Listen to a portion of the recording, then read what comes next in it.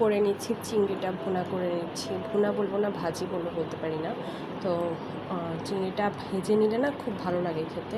আর চিংড়ি কার কার পছন্দ একটু জানানো। আমার পছন্দ, বাট আমি খেতে পারি না, আমার ভীষণ অ্যালার্জি আছে, এই জন্য আমি খেতে পারি না।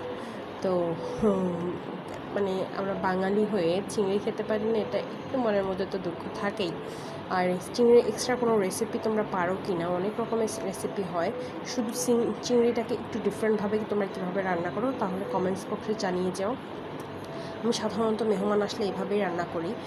পেঁয়াজটা জাস্ট ভেজে তারপর জাস্ট চিংড়িটা ছেড়ে যা ইনগ্রেডিয়েন্টস টুকিটাকি এগুলো দিয়ে ফিনিশ করে দিই। এই আর কি আমার টুকিটাকি রেসিপি। এই টুকিটাকি রেসিপি দিয়েই চলে যাচ্ছে জীবন।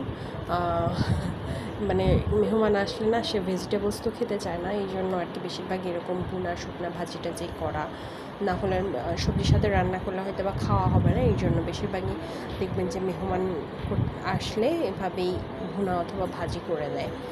তো আমাদের দক্ষিণাঞ্চলে এরকমই দেখেছি। কার কার অঞ্চলে কীভাবে রান্না করো তোমরা একটু কমেন্টস করে জানিয়ে দাও, তাহলে হয়তো আমি নতুন নতুন রেসিপি পাবো। আর তোমাদের সাপোর্টটা কিন্তু অবশ্যই চাই। সাপোর্ট না করলে কিন্তু আমি এই পর্যন্ত টিকে থাকা কোনোভাবেই সম্ভব হবে না।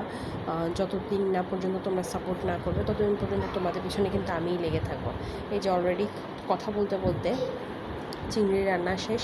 আমি কিন্তু বেশ টেনশনে আছি, কারণ আমি যে ভয়েস দিচ্ছি আমার হাজব্যান্ড জানে না, সে আমার ননদকে আনতে গেছে।